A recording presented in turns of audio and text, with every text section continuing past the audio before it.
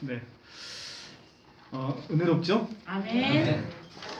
이렇게 좀 우리 삶에 고난이 우리에게 또 새로운 예수 그리스도로 나아가는 모멘텀이 될 수 있는 것이어서 참 큰 은혜가 됐습니다.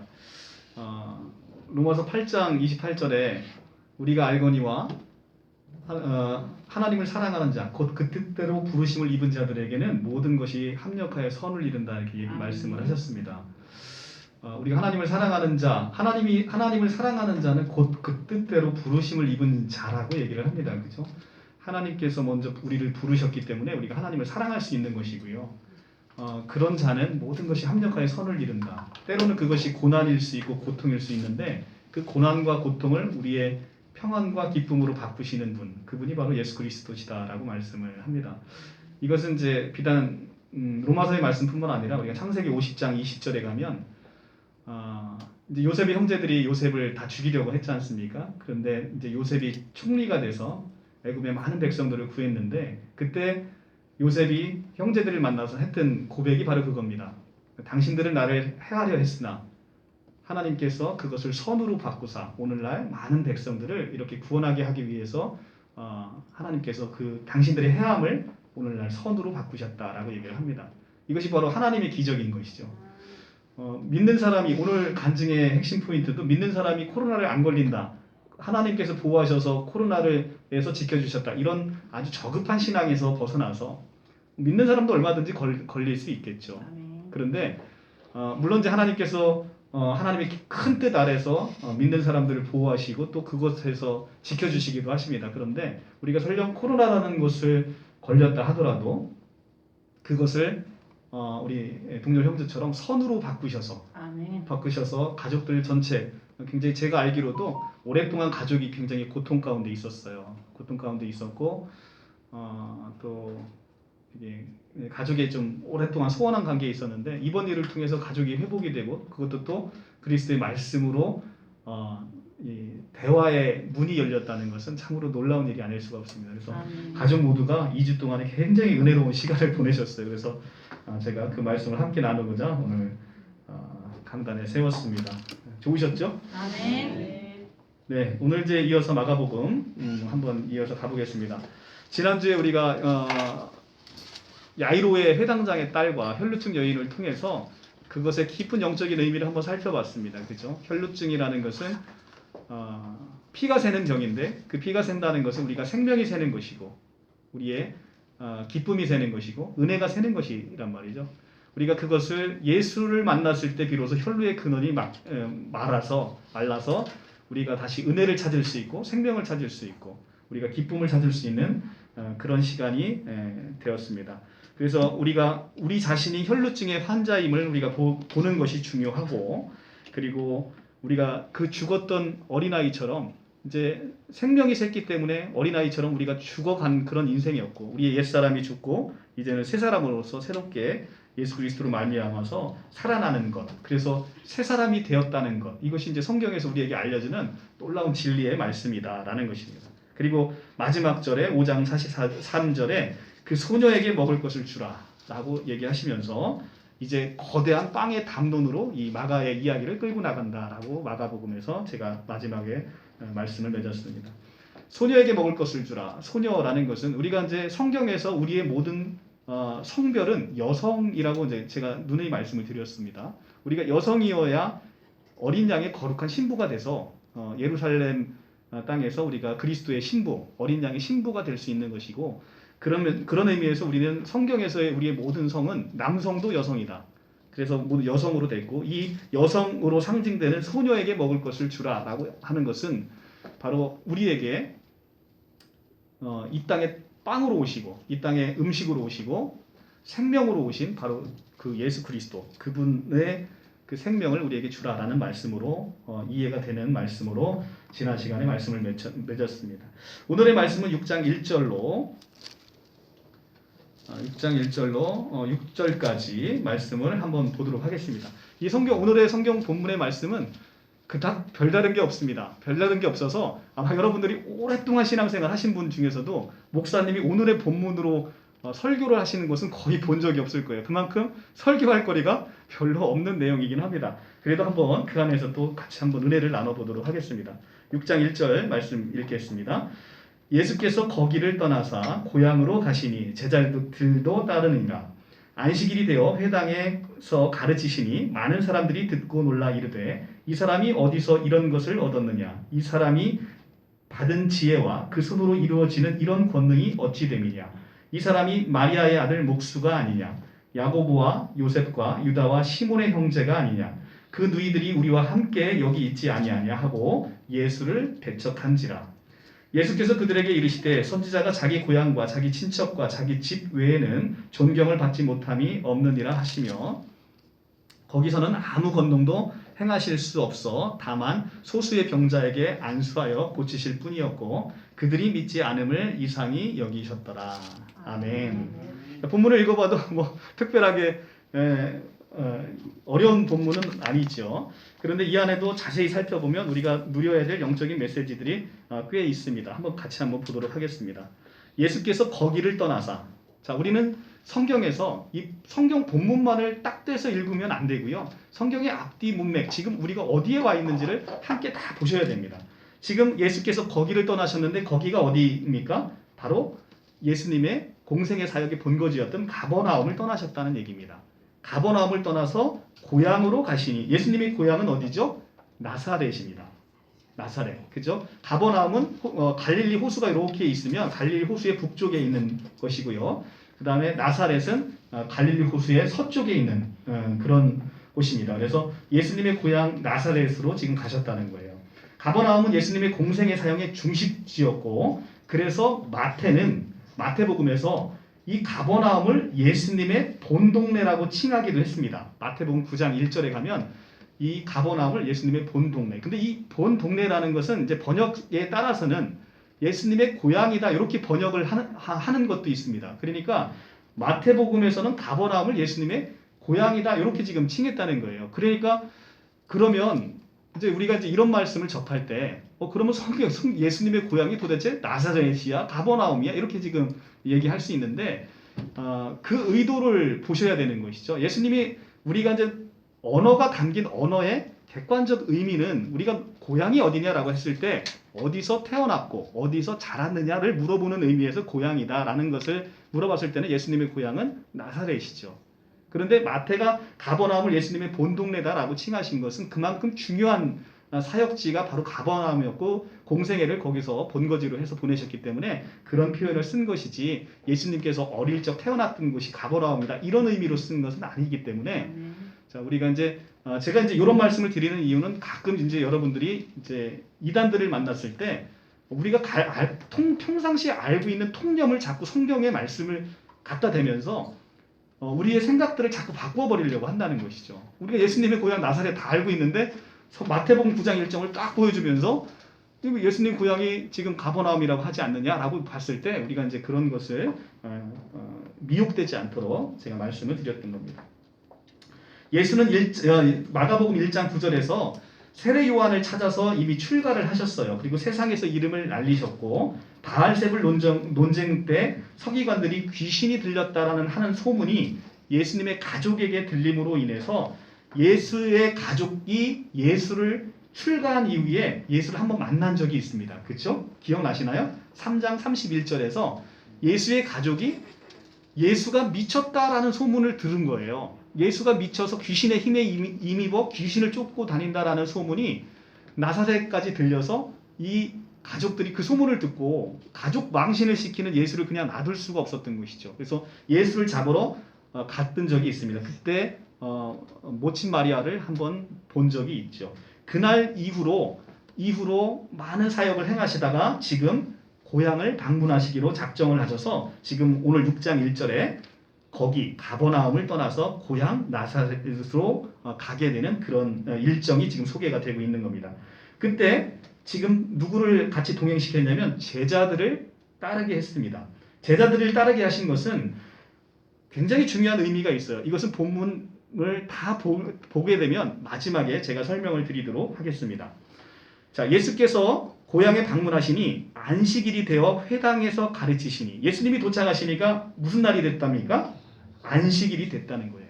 새날이 밝은 것입니다. 그것도 야훼 하나님께서 천지를 창조하시고 완성하신 바로 안식일이 되었다는 거예요.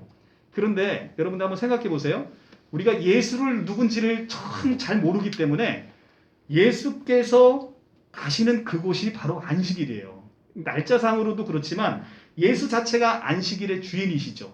그럼 예수가 가시면 그곳이 어디든 안식입니다. 아멘. 그리고 안식일보다 크신 분이지 않습니까? 아멘. 그래서 예수께서 가시는 그곳에는 하나님의 나라가 함께 늘 따라다니는 곳이고 하나님의 그 안식이 늘 함께 따라가는 것이죠. 아멘. 예수가 고향에 갔다라는 것은 단지 그냥 사람이 고향에 간 것의 차원을 넘어서 예수가 누군지를 안다라고 하면 그분께서 가지고 오신 하늘 왕국이 지금 나사렛으로 발걸음을 향하고 있다라는 것을 우리가 같이 함께 보셔야 되는 겁니다.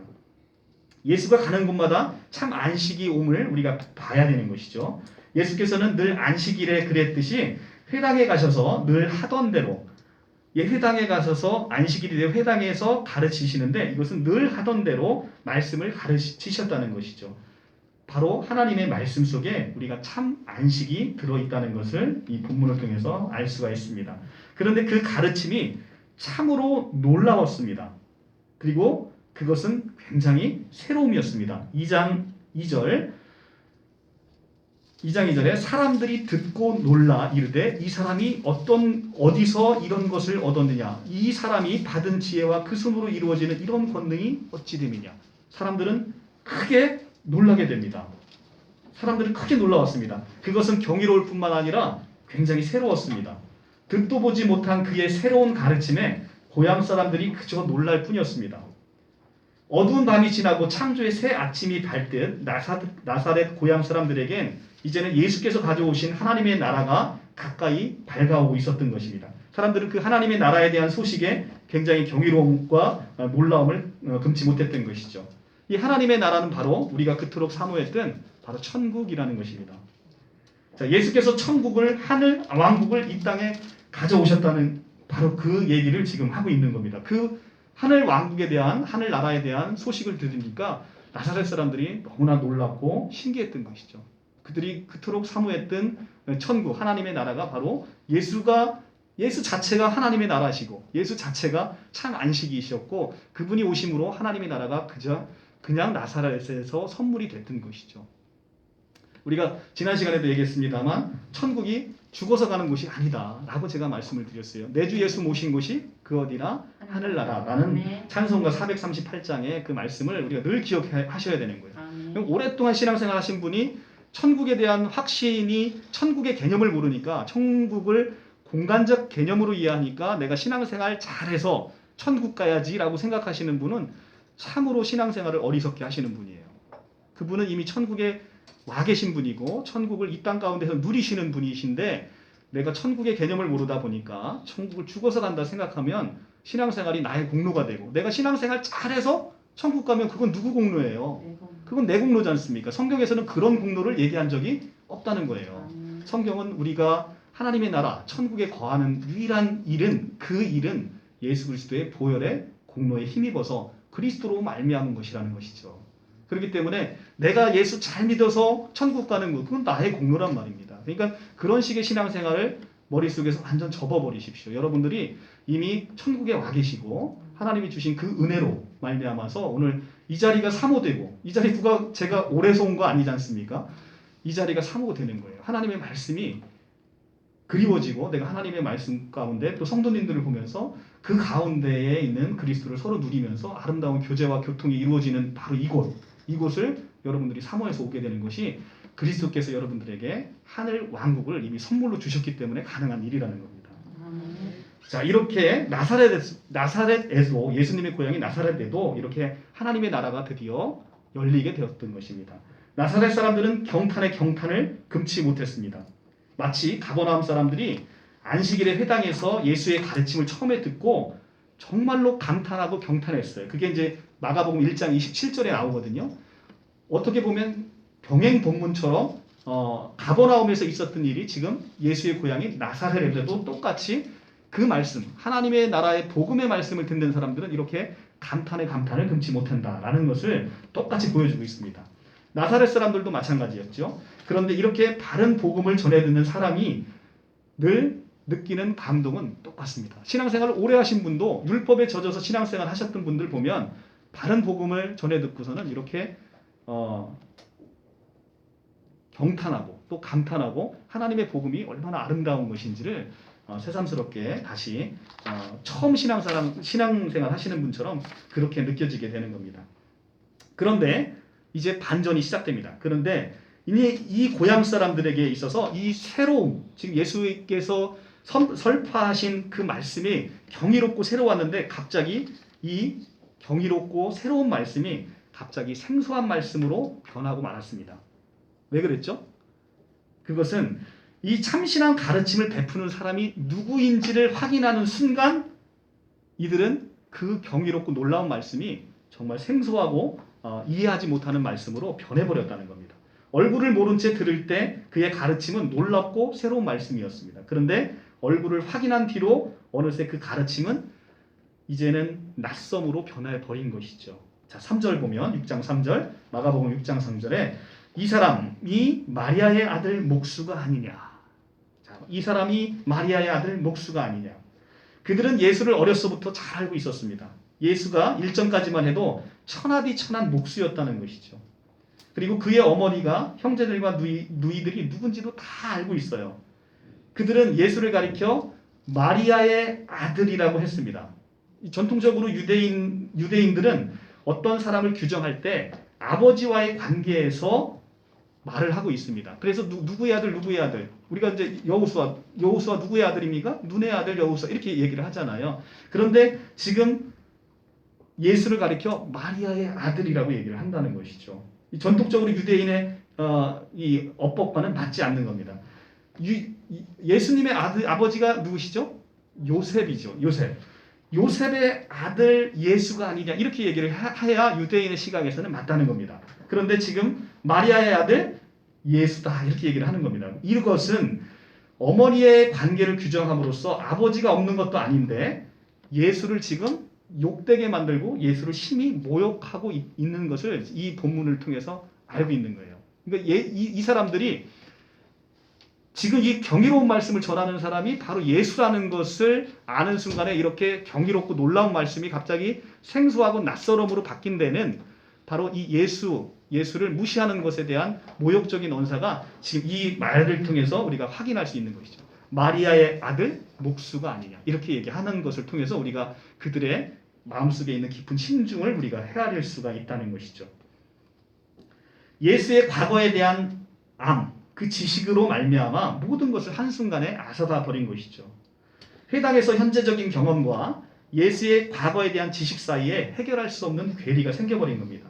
기존에 가지고 있던 그 알량한 이들의 지식이 예수에게 나아가는 것을 막아버렸고 불신앙의 근원이 되어버렸던 겁니다. 이것은 우리의 삶 속에서 이 알량한 지식이 믿음으로 나아가는 걸림돌이 됨을 우리가 종종 보는 것과 같은 경험을 지금 이들이 하고 있는 것이죠. 이제 우리가 아마도 보시면 세상에서 지식이 많은 분들 그리고 그 지식이 많은 것으로 자기가 자랑 삼는 사람들 이런 사람들일수록 예수 믿는 것이 참으로 어려움을 우리가 보게 됩니다. 자기 의에 사로잡혀 있고 자기 잘난 맛에 살고 자기의 주먹을 믿고 사는 분들은 예수가 필요 없는 거예요. 그 사람들은 그 지식이 그리고 그 돈이 그 명예가 자기 자신의 삶을 지켜준다라고 생각하기 때문에 예수에게 나아가질 이유도 없고 나아갈 필요도 없는 거예요. 그런데 아무것도 가진 거 없고 예수 아니면 아무것도 할 수 없는 사람들 이 사람들은 예수가 반드시 필요하죠. 그러니까 여러분들 물론 태초에 하나님으로 말미암아 선택받아 이 자리에 왔습니다. 그런데 그 선택이 여러분들이 잘나서 선택한 것이 아니라는 거예요. 세상에서 여러분들은 제일 불쌍한 사람만 골라서 여기서 예수님이 선택하셨다라는 거죠. 왜냐하면 예수 아니면 여러분들은 가진 게 아무것도 없는 사람. 그래서 세상에서 제일 불쌍한 사람들이 저뿐만 아니라 여러분들이 그런 상태에서 예수에게 선택이 되어졌다. 그러니까 우리가 믿음 좋은 것도 우리가 믿음이 좋아서 신앙생활 교회에서 열심히 봉사하는 것도 자랑할 것이 아무것도 없다는 거예요. 세상에서 제일 불쌍하고 예수 없으면 가장 정말 비참한 사람이 바로 우리 자신들이다라는 것을 성경에서는 얘기해주고 있는 것입니다. 그래서 여러분들이 전도를 하실 때 보면 실제 그렇게 자기 의와 자기 율법에 갇혀 사시는 분들 보면 참으로 어렵습니다. 예수님이 말씀하시죠. 나는 건강한 사람에게는 의사가 쓸데없다. 병든 자에게라야 의사가 쓸데있듯이 나는 의를 구하러 온 게 아니라 나는 죄인을 구하러 왔다라고 얘기합니다. 아멘. 스스로 의롭다 하는 자를 예수가 구해줄 이유가 전혀 없죠. 그 사람은 이미 자기 스스로 의인이라고 생각하니까. 근데 자기 스스로가 자기가 죄인이라고 고백할 때, 그리고 자기 스스로는 어떤 의로 나아갈 수 있는 아무런 소망이 없을 때 그 참된 의와 소망 되신 그리스도께서 우리에게 오셔서 우리를 구원하시는 그 놀라움의 역사가 일어나게 된다라는 것입니다. 아멘. 자기 자신의 의로서는 우리가 예수에게 나아갈 수가 없게 되는 것이죠. 자, 예수의 고향 사람들도 그들의 기존의 선입견과 이런 고정관념, 예수에 대한 그런 고정관념으로 인해서 예수의 생애 안에 발생한 변화들과 하나님의 나라에 대한 징후에 대해서 그들이 새로운 인식을 완전히 닫아버리게 되는 우를 범하게 된 것입니다. 그 순간 감동은 끝이 났고 이제는 예수에 대한 의욕만 불어났습니다. 예수의 과거에 사로잡혀 예수의 이 위대한 현재로 나오지 못하고 있는 것이죠. 이 편견의 끝은 결국 실패로 끝나게 됩니다. 6장 3절 맨 마지막에 보면 예수를 배척한지라. 자, 이들은 자기들의 예수에 대한 알량한 지식으로 말미암아 결국은 예수를 배척하고 만 것이죠. 하나님의 나라가 이제는 나사렛까지 친히 하늘 왕국에서 그리스도가 가져왔음에도 불구하고 하나님의 나라에 들어가지를 못하고 있는 겁니다. 예수를 배척한지라. 직역하면 그 안에서 걸려 넘어졌다라는 뜻입니다. 예수 앞에서 제풀에 넘어진 것이죠. 이 모두가 그들이 사람을 볼 때 그 중심을 보지 않고 외모로 판단하기 때문입니다. 실상 그들이 스스로 걸려 넘어진 거라고 하더라도 어찌됐든 그것은 그들이 예수를 배척한 것이나 다름 아닌 것입니다. 그들은 눈을 감았고 귀를 막아버렸습니다. 그들은 하나님의 나라가 다가오는 소리를 애써 듣지 않았고 그들 앞에 펼쳐지는 그 나라의 모습을 보지 않았습니다. 이것이 바로 우리 옛 아담의 본성인 것이죠. 첫사람의 아담은 죄를 지었을 때 하나님의 소리를 듣고 에덴 동산에서 숨어버렸어요. 그러니까 하나님께서 엄히 금했던 선악과를 먹지 말라, 동산 중앙에 있는 선악과를 먹지 말라라고 해서 그것을 지키다가 뱀의 유혹으로 말미암아, 사탄의 유혹으로 말미암아 선악과를 따먹는 죄를 졌단 말이죠. 근데 죄를 진 것도 굉장히 심각한 문제이죠. 그런데 하나님 입장에서 그보다 더 심각한 문제는 뭐냐면 이 첫사람 아담이 하나님께서 그 아담에게 다가오셨을 때 자기가 죄를 지었으므로 두려워서 숨어버리는 것. 이것이 가장 심각한 문제라는 겁니다. 자, 우리가 창세기를 한번 보겠습니다. 창세기 3장 신약성경 4페이지입니다.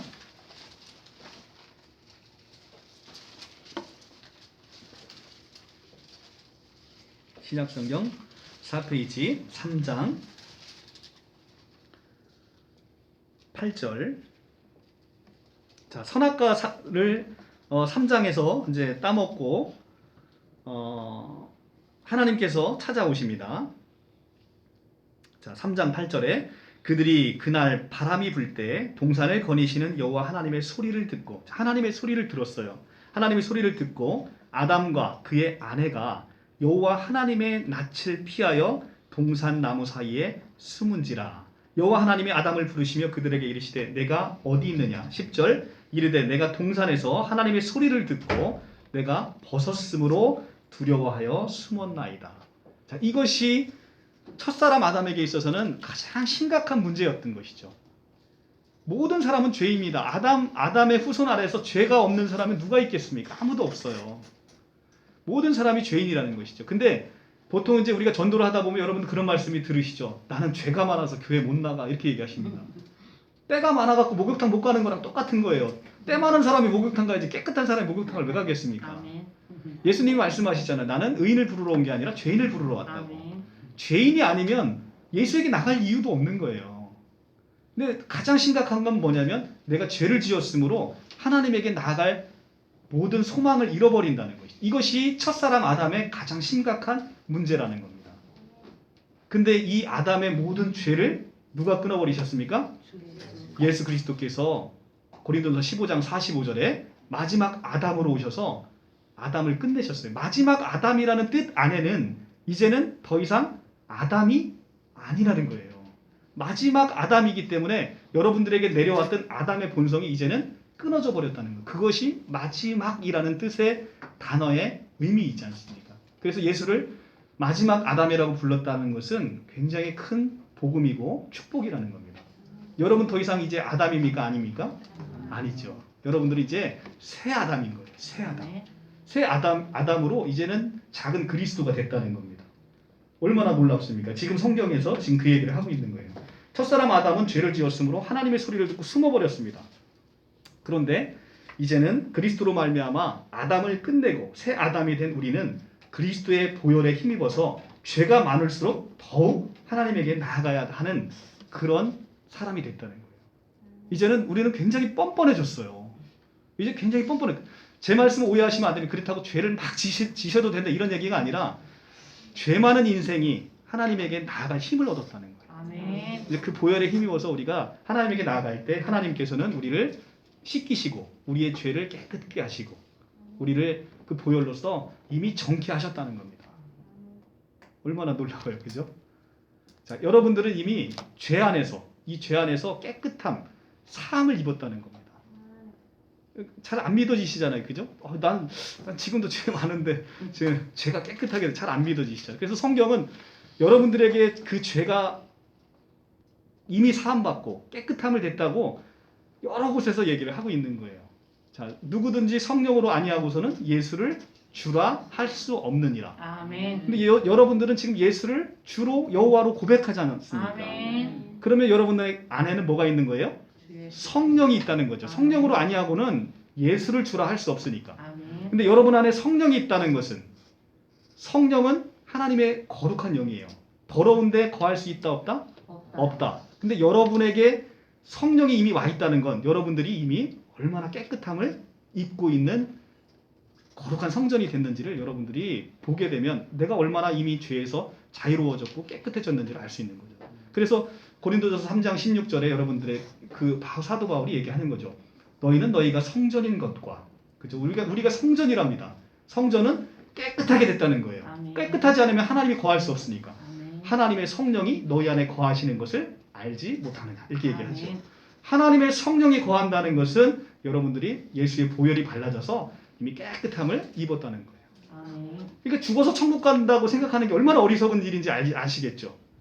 이미 그 안에 하나님이 하늘 왕국을 내가 가야 되는 게 아니라 그분이 오셨다는 거예요. 아멘. 세상의 모든 종교는 인간이 자기 노력으로 절대자를 찾아가는 것이 인간이 만든 종교입니다. 기독교를 제외하고 모든 종교는 이런 원리를 가지고 있어요. 그것은 말 그대로 종교예요. 우리는 종교에서 구원받아야 되고 구출받아야 되는 거예요. 왜 그렇죠? 인간이 아무리 노력해도 하나님에게 나아갈 수 없는 거예요. 아멘. 인간이 아무리 노력해도 하나님에게 도달할 수 없다는 겁니다. 그러니까 이 성경에서 얘기하는 이 절대적인 진리는 그런 인간을 위해서 하나님께서 인간에게 찾아오셨다는 거예요. 인간이 갈 수 없으니까. 그분이 바로 누구십니까? 바로 예수 그리스도신 거죠. 아멘. 그분이 직접 여러분을 오셨다는 거예요. 아멘. 그래서 우리가 그 직접 찾아오신 분, 우리가 이거 불교처럼 아무리 수행을 많이 하신 분이 수행을 오랫동안 하시고 죽기 전에 하시는 말씀은 인생은 공수의 공수거인 거예요. 아무것도 참 인생 무상인 거예요. 왜 그러냐면 인간이 절대자에게 도달할 수 없거든요. 그분이 오셔야만 그분이 계시해 주는 만큼만 우리가 그분의 속성과 그분의 그 하나님 되심을 알 수 있는 것이지 하나님이 보여주지 않으시면 우리는 아무것도 찾아낼 수가 없다는 겁니다. 아멘. 하나님은 전지전능하시죠. 하나님은 못하시는 게 없으세요. 그런데 왜 우리에게 이런 복음의 은혜를 주시고 이 복음의 은혜를 모든 사람에게 구원하지 않고 또 우리를 통해서 이것이 전해지게끔 하셨냐면 하나님의 지혜에 있어서는 세상이 자기 지혜로 하나님을 알지 못한다는 거예요. 그래서 하나님이 전도의 이 미련한 방법으로 자기 백성을 구원하기를 기뻐하신다는 겁니다. 하나님이 이미 영원 차원에서 다 이뤄놓으셨어요. 그런데 왜 여러분을 시켜서 이 복음을 전하게 하시냐? 여러분을 그 하나님의 영광으로 참여시키기 위한 것이죠. 아멘. 자기가 다 이뤄놓으시고 거기에 우리가 숟가락을 얹음으로 이거는 네가 한 거야 라고 하나님께서 선물을 우리에게 선물로 주셨다는 거예요. 얼마나 놀라워요. 그죠? 자, 우리가 고린도전서 1장 21절의 말씀으로 한번 확인해 보고 가겠습니다. 신약성경 264쪽. 신약성경 264쪽.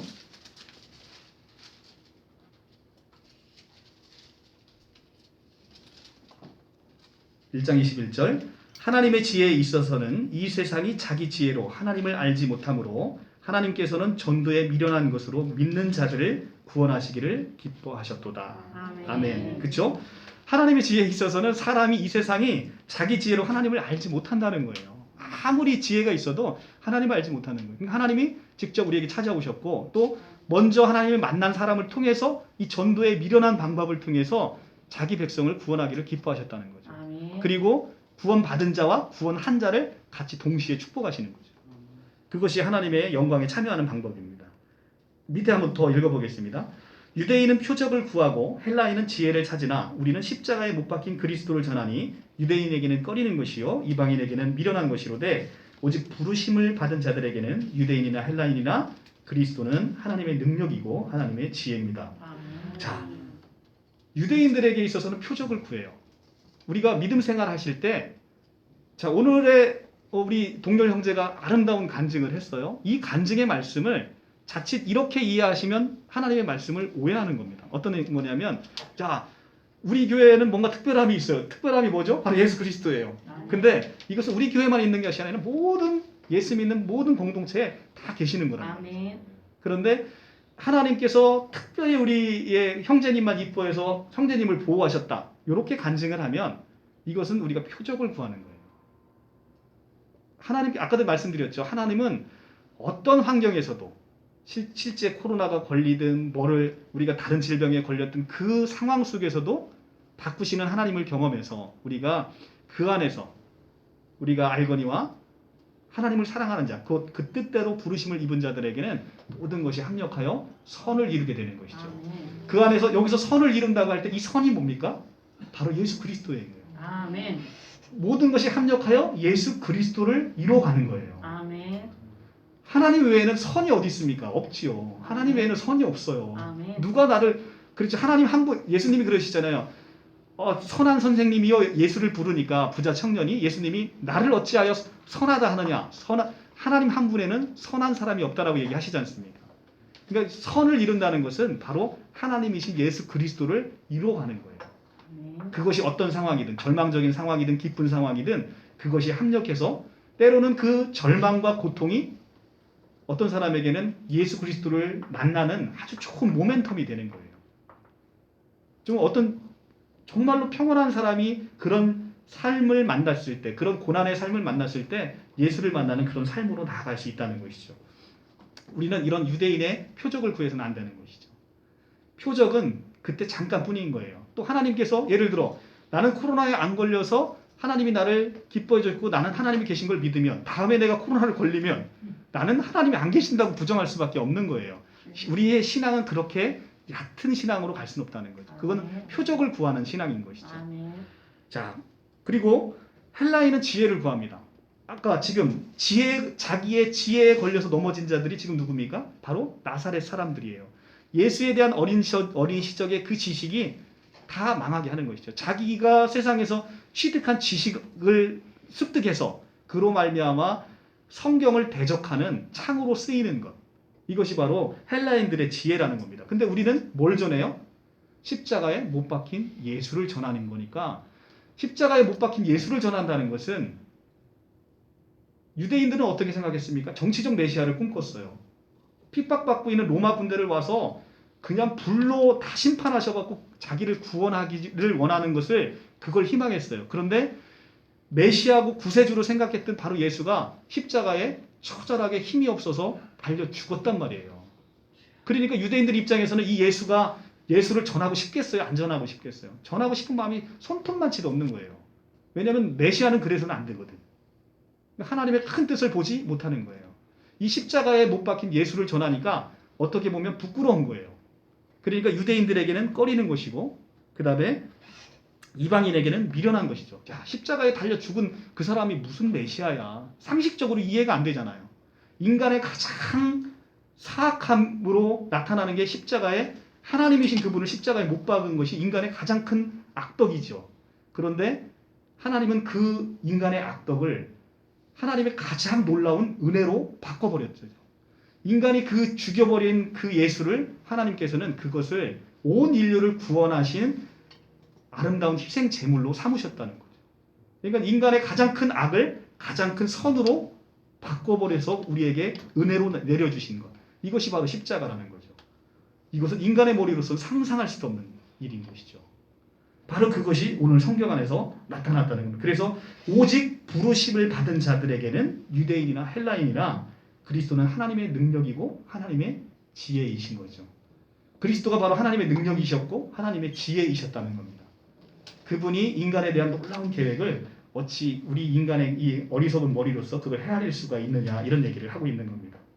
자, 이렇듯이 우리는 하나님의 그 놀라우신 엄청난 계획을 우리의 지식과 헬라인의 지식으로서 그것을 도저히 알 수가 없는 것이죠. 오늘 바로 성경 본문에서는 나사렛 사람들은 바로 그런 지식에 걸려 넘어짐을 우리가 지금 성경 말씀을 통해서 보고 있는 것입니다. 다시 본문으로 돌아와서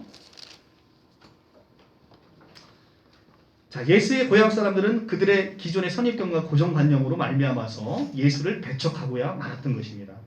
그래서 이미 이 6장 4절에 예수를 배척한지라 이들은 그 지식에 걸려서 넘어진 자들이 되어버렸던 것이죠.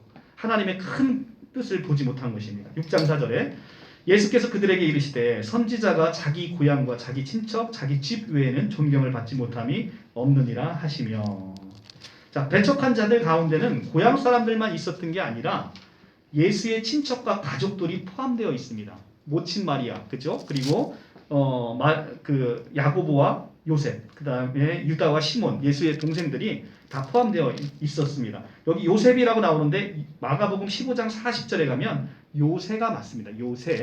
요새고요. 자, 이 예수의 모친 마리아와 예수의 동생들이 다 포함되어 있단 말입니다. 그들도 지금 예수를 배척하고 있는 거예요. 가장 가까워야 할 이들이 하나님의 나라의 그 거룩한 운동으로부터 자기 스스로를 제외시켜버리는 어리석음을 지금 보이고 있습니다. 예수는 하늘 왕국을 가지고 고향을 찾았으나 고향 마을은 예수에게는 오히려 조그만치 먼 타향과도 같았습니다. 하나님의 나라의 복음이 아무리 값지고 귀하다 해도 그들이 받아들이지 않는 데는 도리가 없었습니다. 그래서 예수께서는 5절에 보면 거기서는 아무 권능도 행하실 수 없어 다만 소수의 병자에게 안수하여 고치실 뿐이었고 라고 지금 성경은 얘기를 하고 있습니다. 가버나움에서는 회당에 들어가서 개인의 집이서든 공개된 장소에든 사적 장소에서든 어디서든 많은 치유와 귀신을 쫓아내셨어요. 가버나움 회당에서는. 그런데 나사렛에서는 사람들을 위해서 더 이상 예수께서 하실 수 있는 일은 아무것도 없는 겁니다. 그러니까 자기의 지식, 자기의 의 이런 걸로 충만한 자들에게 있어서 예수께서 그들을 어떻게 더 이상 치유하시고 살피시고 그들을 구원하실 방법이 없었던 것이죠. 그래서 그것은 한마디로 얘기하면 앞선 야이로와 혈루증 여인이 보였던 엄청난 믿음과 지금 오늘 나사렛 사람들이 보이는 이 믿음 없음 이 두 개가 굉장히 지금 대조해서 보여지고 있죠.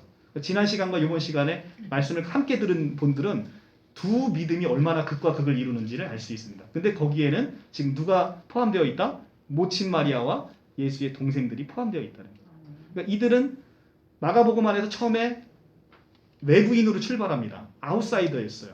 외부인으로 출발하고 예수의 제자들은 인사이더, 내부인으로 출발했어요. 그런데 나중에는 역전이 돼요. 예수의 제자들은 아웃사이더가 되고 지금 모친 마리아는 이제는 다시 예수의 그 십자가의 증인이 되고 부활의 증인이 돼서 아름다운 그리스도의 이 복음을 전하는 놀라운 증인으로서 탈바꿈하는 모습이 이 마가복음 끝으로 가면 이 역전하는 모습들이 이렇게 보여집니다.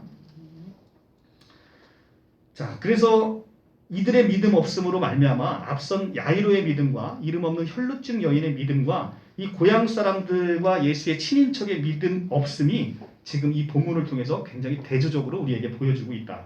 이 대조적으로 보여지고 있는 것은 단지 보여짐으로 끝나는 게 아니라 우리에게 지금 이 마가는 어디에 너는 서 있을래? 라고 지금 우리에게 지금 제시를 하고 있다는 거예요. 이 야이로와 혈루증 여인의 믿음으로 나아갈래? 아니면 이 알량한 지식으로 이 믿음 없는 고향 사람들, 나사렛 고향 사람들로 내가 나아갈래? 라는 지금 우리에게 선택지를 마가는 지금 제시하고 있다는 겁니다. 그리고 그들의 불신은 참으로 예수님조차도 납득할 수 없습니다. 6절 그들이 믿지 않음을 이상히 여기셨더라. 자, 하늘 왕국, 예수께서 직접 하늘 왕국을 갖고 아름다운 복음의 메시지를 전해줬어요. 그런데 이들은 전혀 그들의 얄팍한 지식으로 말미암아 예수를 믿지 않아요. 참으로 이상한 것이죠. 자, 마찬가지입니다. 우리가 정말 오랫동안 신앙생활 하신 분도요. 어떤 분한테 제가 이제 새 언약을 설명을 해드리잖아요. 새 언약을 설명하면 새 언약의 설명을 거부하세요. 오랫동안 내 머릿속에서는 내가 나의 공로로 구원받아야 되는 거예요. 내가 11조 잘하고 주일 성수하고 예수 잘 믿어서 나의 공로로 내가 구원받아야 되는 거예요. 그런 머릿속에 가득 차신 분은 새 언약을 말씀했을 때 새 언약의 이 기쁜 소식을 거부하십니다. 새 언약은 뭐예요? 옛 언약은 율법이잖아요. 그걸 우리는 옛 언약이라고 하고 이 옛 언약을 폐하고 새 언약을 세우셨는데 새 언약과 옛 언약의 가장 큰 차이가 뭡니까? 주어의 차이라고 제가 말씀드렸어요. 그죠? 주어의 차이입니다. 자, 이렇게 같이 한번 볼게요. 출애굽기 19장 5절. 출애굽기 19장 5절.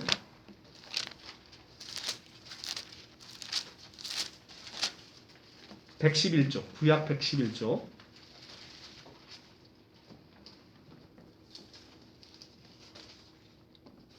19장 5절 세계가 다 내게 속하였나니 너희가 내 말을 잘 듣고 내 언약을 지키면 너희는 모든 민족 중에 내 소유가 되겠고 너희가 내게 대하여 제사장 나라가 되며 거룩한 백성이 되리라. 자, 이것이 바로 모세에게 준 옛 언약 첫 언약의 말씀이었었어요. 첫 언약의 말씀의 핵심의 가장 중요한 것은 너희가 내 말을 잘 듣고 내 언약을 지키면 이라는 조건이 붙어있는 언약이었어요. 이것을 우리가 조직신학적으로 행위 언약이라고 부르고 있습니다. 행위 언약, 너희가 잘하면 너는 내 백성이 되고 나는 너희 하나님이 돼서 내가 너를 구원할 거야 라는 것이 바로 첫 언약, 옛 언약의 가장 핵심의 본질이라는 거예요. 근데 이 본질을 지금 예수께서 깨버리시는 겁니다. 자, 예레미야 31장 31절 예레미야 선지자가 예수께서 오셔서 이 옛 언약을 깨부실 것을 예레미야 선지자를 통해서 성경에서 우리에게 예언의 말씀으로 주십니다. 예레미야 31장 1102쪽 구약성경 1102쪽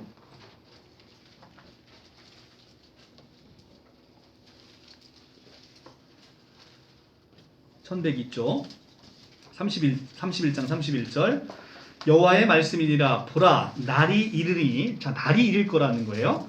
날이 이르리니 내가 이스라엘 집과 유다 집에 새 언약을 맺으리라. 자 예언을 하시죠. 맺으리라 미래형입니다. 맺으리라. 이 언약은 무슨 언약?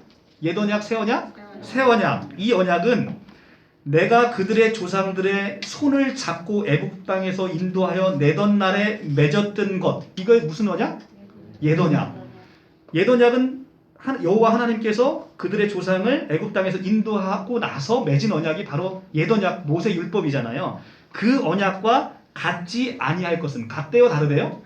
다르대요. 같지 아니할 것은 내가 그들의 남편이 되었어도 그들이 내 언약을 깨뜨렸습니다. 첫 언약을 지키지 못했다는 거예요. 내가 남편이 됐어도 그들이 첫 언약을 지키지 못해서 내가 새 언약을 주겠다는 겁니다. 33절 그러나 그날 후에 내가 이스라엘 집과 맺을 언약은 이러하니 이게 이제 새 언약의 핵심이에요. 곧 내가 나의 법을 그들 속에 두며 누가 둔다는 거예요?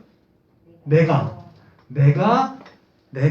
나의 법을 나의 율법을 그들 속에 둬버리겠다는 거예요. 근데 아까 옛 언약은 어땠습니까? 너희가 내 말을 잘 지키면 이래서 주어가 너희였잖아요. 근데 지금은 새 언약은 내가 나의 법을 그들 속에 두고 그들 마음에 기록해서 아무 조건 없이 나는 그들의 하나님이 되고 그들은 내 백성이 될 것이라 여호와의 말씀이니라. 자, 이게 새 언약의 핵심인 거예요.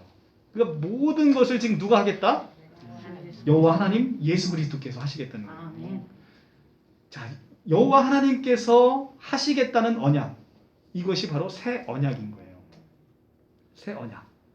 그래서 이것은 예수께서 오셔서 우리에게 주어졌던 율법의 큰 무게를 다 없애버리고 이제는 네가 할 게 아무것도 없어. 내가 다 이루어서 너에게 거저 선물로 줄 거야. 아멘. 너는 그걸 믿기만 하면 이것이 너희 것이 되는 것이야. 아멘. 라는 언약을 주셨는데 이 새 언약의 말씀을 이렇게 주셨는데 그렇게 오랫동안 옛 언약에 젖어 계신 분들은 이 새 언약이 복음의 말씀으로 들리지 않는 거예요.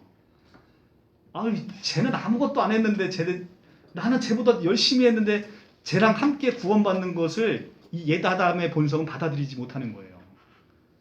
그렇죠? 근데 은혜는 거저 주는 게 은혜예요. 우리가 일하고 받는 건 은혜라고 부르지 않고 그거는 삭시라고 부른다. 삭. 보수예요. 보수. 정당하게 내가 받을 권리. 그런데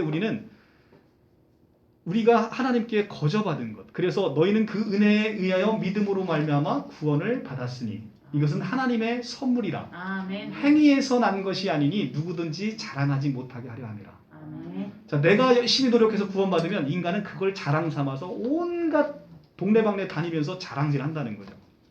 그런데 우리는 이 은혜를 거저 받았기 때문에 아무에게도 자랑하지 못하게 하려 하기 때문에 하나님께서 그것을 거저 은혜로 주셨다는 거죠. 아멘. 자, 이제 오늘의 결론으로 이제 넘어가겠습니다. 자, 이제는 예수께서 고향을 찾으실 때 아까 제가 서두에 왜 제자들을 대동하셨을까라는 것이 오늘 본문을 읽고 보면 제가 이해가 되실 거라고 말씀드렸는데 이제 그 질문의 답으로 넘어가도록 하겠습니다. 오늘 성경 본문으로 다시 돌아와서 자 6절에 가면 이제 그들이 믿지 않음을 이상히 여겼더라 이렇게 얘기를 합니다. 우리가 새 언약의 말씀을 전할 때 믿지 않는 분들이 너무 많아요. 근데 이 새 언약의 말씀은 복음이잖아요. 기쁜 소식이에요. 아멘. 율법이 613가지예요. 613가지의 율법을 잘 지키면 우리가 영생에 이를 수 있어요. 그런데 그것을 지키는 사람은 영생에 이른다라고 우리가 복음을 전해 봅시다. 그게 복음일까요? 아닐까요? 그건 저주예요. 저주. 율법은 도중에 20점, 30점이 없어요. 100점 아니면 빵점입니다. 하나만 613가지를 다 지켰다가 612가지 지켰는데 마지막 한 가지를 못 지키면 빵점이라는 거예요. 빵점. 빵점이라는 겁니다. 그래서 100점 아니면 빵점인 거예요. 근데 모든 인간이 다 빵점이라는 거죠. 빵점. 오로지 누구 한 분만 빼고 예수 그리스도만 빼고 다 빵점을 맞았다는 거예요. 그 예수님이 그냥 태어나자마자 바로 죽으시면 되는데 그렇게 못하신 이유가 온전한 그 613가지의 율법을 완성하셔서 우리에게 선물로 주시는 거죠. 아멘. 그것이 바로 새 언약의 핵심 메시지인 거죠. 아멘. 내가 다 이루어서 너한테 그냥 선물로 준다는 거예요. 아멘. 내게 선물로 준다는 거죠. 자, 그 새 언약의 말씀 아까 본문 찾다가 하나만 더 마지막 찾고 갈게요. 예레미야 31장 31절에서 예레미야 선지자를 통해서 새 언약의 예언의 말씀을 주셨는데 그것이 그리스도 안에서 어떻게 성취됐는지를 히브리서 8장에서 한번 보겠습니다. 8장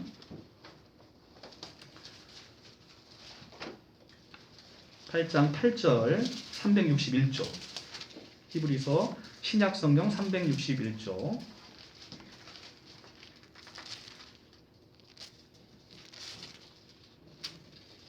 8장. 자, 지금 예레미야 31장 31절을 인용합니다. 이 히브리 기자가 인용하면서 8장 8절에 그들의 잘못을 지적하여 말씀하시되 주께서 이르시되 볼지어다 날이 이르리니 내가 이스라엘 집과 유다 집에 더불어 새 언약을 맺으리라. 또 주께서 이르시기를 이 언약은 내가 그들의 열조를 손을 잡고 애굽 땅에서 인도하여 내든 날에 그들과 맺은 옛 언약과 같지 아니하도다. 그들은 내 언약 안에 머물지 아니하였으므로 내가 그들을 돌보지 아니하였노라. 또 주께서 이르시되 그날 후에 내가 이스라엘 집과 유다 집에 이스라엘 집과 맺을 언약은 이것이니 내 법을 그들 생각에 두고 그들의 마음에 이것을 기록하리라. 자, 기록하는 주체가 누굽니까? 내가 여호와 하나님이에요. 기록하리라. 나는 그들에게 하나님이 되고 그들은 내 백성이 되리라. 라고 하면서 또 각각 자기 나라 사람들과 각각 자기 형체를 가르쳐 이르기를 주를 알라 하지 아니하는 것을 그들이 작은 자로부터 큰 자까지 다 나를 알미니라. 내가 그들의 불의를 긍휼히 여기고 그들의 죄를 다시 기억하지 아니하니라 하셨느니라. 새 언약이라 말씀하셨음에 첫 것은 낡아지게 하신 것이니 낡아지고 쇠하는 것은 없어져 가는 것이니라. 아멘. 자, 새 언약이 세워짐으로 말미암아 옛 언약은 없어지고 이제는 아주 낡아지고 쇠해 버린 거예요. 예수께서 마지막에 최후의 만찬에 제자들과 함께 떡과 포도주를 나눠주면서 뭐라고 말씀하십니까? 이 잔은 내 피로 세운 새 언약이라 라고 얘기를 하시잖아요. 그래서 새 언약을 세우시고 십자가에 달려 죽으심으로 온 우주를 구원하는 어린 양으로서 우리를 구원하시고 우리가 하나님께 드려져야 되는 모든 것을 예수께서 성취하셔서 우리에게 선물로 주고 십자가에 달려 죽으신 거라고요. 아멘. 그렇기 때문에 예수님이 태어나자마자 바로 죽을 수 없었던 이유도 거기에 있었던 거죠. 그냥 단지 우리의 죄만 용서하시기 위해서는